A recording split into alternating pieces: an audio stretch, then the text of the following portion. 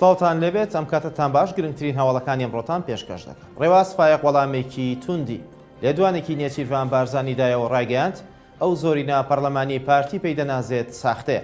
لە کۆنگرەیەکی ڕۆژنامەوانیدا ڕێواز فایق ئەندامی سەرکردایەتی یەکێتی ئاماژەی بەوە کرد بڕیاریدا بوو بە بێدەنگی بانگەشەی هەڵبژاردن بۆ لیستی هاوپەیمانی کوردستان بکات، بەڵام نێچیروان بارزانی سەرۆکی هەرێم بەدەنگی هێنا. ڕێواز فایق وتیشی وتەکانی نێچیروان بارزانی بەشێکە لە کولتوری سڕینەوەی بەرامبەر و دەبێت نێچیروان بارزانی وەک سەرۆکی هەرێم کۆکەرەوەی هەمووان بێت، بەڵام ئەو هەموو بنەماکانی تێکشکاند کە بە یەک ڕیزی بچنە بەغدا. ئەوەش لە کاتێکدا دوێنێ نێچیروان بارزانی لە بانگەشەی حیزبەکەیدا بۆ هەڵبژاردننی پێشوەختی عێراق ڕایگەیاند لە ئێستادا و لە عێراق تەنیا حساب بۆ پارتی دەکرێت.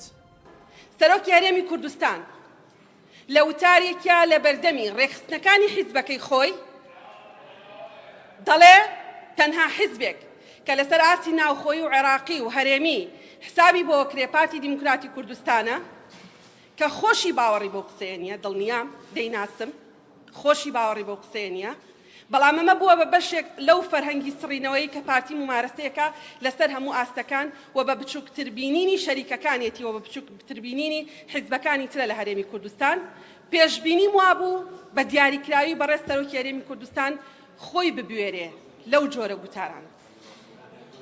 پێشبینی خۆم وابوو، بەڵام وەختێ بەڕێزیان بەو شێوەیە قساکە واجبێکی یەکێتیانەمە وەکو سەرۆکی یەکێک لە دامەزراوەکان وەڵامی بدەمەوە. حساب لەسەر چییە؟ لەسەر چ بنەمایەکە حساب لەسەر بنەمایە ئەو زۆرینە مزەیەفەیە کە هەیە، ئەو زۆرینە ساختەکراوەیە کە هەیە. بەڕێزان دوا قسەمەوەیە هەر هێزێک، هەر حیزبێک، هەر کەسێک یەکێتی حساب بۆ یەکێتی نیشتیمانی کوردستان ناکا و نایخێنێتەوە، یەکێتی نیشتیمانی کوردستانیش حسابی بۆ ناکا و نایخێنێتەوە.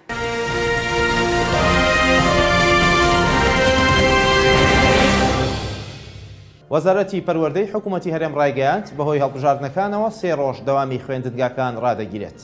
لە کۆنگرەیەکی ڕۆژنامەوانیدا ئەلان حەمەسەعید وەزیری پەروەردەی حکوومەتی هەرێمی کوردستان ئاشکرای کرد 2 ڕۆژ بەر لە دەستپێکردنی هەڵبژاردن و ڕۆژێکیش دوای هەڵبژاردن دەوامی قوتابخانە و خوێندنگاکان ڕادەگیرێت. بە وتەی وەزیری پەروەردەی حکوومەتی هەرێم 2 ڕۆژ پێش ئەوەی هەڵبژاردن دەست پێ بکات سەرجەم ناوەندەکانی خوێندن ڕادەستی کۆمسیۆنی باڵای هەڵبژاردنەکان دەکرێت و ڕۆژێکیش دوای هەڵبژاردن پەروەردە ناوەندەکان وەردەگرێتەوە و ڕێکیان دەخاتەوە بۆ دەستپێکردنەوەی پرۆسی خوێندن، واتە بۆ ماوەی 3 ڕۆژ خوێندن لە هەرێم ڕادەگیرێت. ڕۆژی 10 مانگی داهاتوو وادەی دەستپێکردنی هەڵبژاردننی پێشوەختەی عێراق و لە سەرتاسەری عێراق خوێندنگاکان دەکرێنە ناوەندی دەنگدانی هاوڵاتیان، بۆ هۆیەشەوە لە عێراق و هەرێمی کوردستانیش خوێندن ڕادەگیرێت.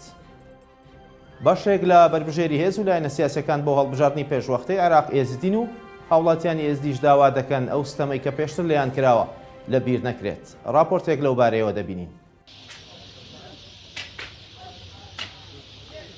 Di nav civata êzidiyan da berbijêrên hîzbên ciyawaz hene. Beşek ji welatiyên êzidî dibêjin me çi bawerî bi gorankariyan nîne û çi karên berjewendiya êzidiya nehatîne kirin li Perlemana Iraqê. Lewma em vê carê daxwaz dikin ew zulmên derheq êzidiyan da hatîne kirin nehête ji bîr kirin. مقابلی وی کاریتەیە ئەڤ سێشار دەورە وان چوو تشتی هۆسا نەکرێ بۆ ئێزدیا با ئەم ژینۆی لیڤێ بەلکی خۆدەیەشن هۆ وێڤە وجدانێوان شۆل بکە ضەمیرێوان شۆل بکەتن بۆ وی خەلکێ بۆ خاستە بۆ ویملەتی ئێزدی یەک کاریتە بسەری هاتین یە نەخۆشی بسەری هاتین یەت مال باب خراپ بین یعنی ئەچ بێژمەتە تشتێک نەمایە بۆ ئەان چێ نەبی کاریتە بسەریوان نەهاتی یامە دەوێتشن هۆ وێڤە خاصة في دورة انتخابي أكا برلماني عراقي بت وكا برلماني كردستاني بتين مدت أو برلماني بشافكي إيرون الفيم التي برينن هنجي كارثة بسري هاتين وهنجي نخوشي بسري هاتين ما أمدش بيجين بتر أو باش زاني شاوانا أري خوازش بجارش برلماني كين وش بربجيرت ما تكينش حكومات هاريما كردستاني تكين وش عراقي تكين و وجاري جهك باش بدنما وهاي كاريه كمازن بو خلقي كومالغا هماتي و ازدي عام بتكرن تايبت راستي ازدي بيتفينا جهدوان مقدورن بيتا تشكرن تعدق وظلمه كمازن هاتي كرن كناف ازدي ودويجي سبب جهه شينوار كمان خاصه ماده صدوچل ابا چند ام ماین نیڤەکە هەردوو حکومەتە عراقی و کوردستانن بۆ مادە 140 دەبێت مادە 140 بێتە جێبەجێکردن و خزمەت و گۆزاری بێن و مەشروعەت مەزون بێنەکردن و هاریکاریە ئێزدیا بێتەکردن و کە ئێزدی کەوەکی دینێکی ئەساسی هەرێما کوردستان و عراقی بێتە ڕێگرتن گەنجن ئێزدی نەهار بچن بۆ دەربەی وڵاتی چی هەکەر هەمی چۆن ئەم شتێک بۆمە ئێزدیان نایەتەکردن و حکومەتە عراق و یا کوردستانی نەشێت بێشتەمە وەرن جێ خۆچێکەکە دەبێت ئەم جێ خۆل ناو حکومەتێ چێکەین. بەشێک دیژی دەبێژن تنێ ئێک کورسی لە پارێزگەها نەیناوە gelek kême û heqê me zêdetir e. Ê kursî bû miletê me kême. 5-6 kursî layıqê miletê me lazim hebe dengdanê dwan. û îşe le me ji Xwedê hîviya harîkariya miletê xwe bikin û dengê milet jî dengê xwe bidete û dengê me bigihîne dera û alema û van ewêt me exîrê me ji destê dehşa bîne der hetanoka hezara wê destê wan de mayîn û hezara hestîkê wan wê qadar ranekirîne gor nekirîne û me divê harîkariya vî miletî bêj hemû cîhata ji Kurdistanê ji Iraqîya me divê harîkariya me bête kirin.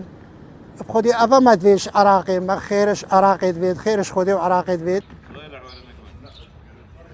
Tinê li qeza Şêxan zêdetir ji 20,000 dengderan hene û her wisa ji mareka zor dengderan li Iraqê hene lewma ew daxwaz dikin ew kandîdê diçîte perlemanî di berjewendiya hîzba kar neket û di berjewendiya Kurd û êzidiyan kar biket. Merwan Yehya Şarpirêz, Komelgeha Mihet li Sinûrê Qeza Şêxan.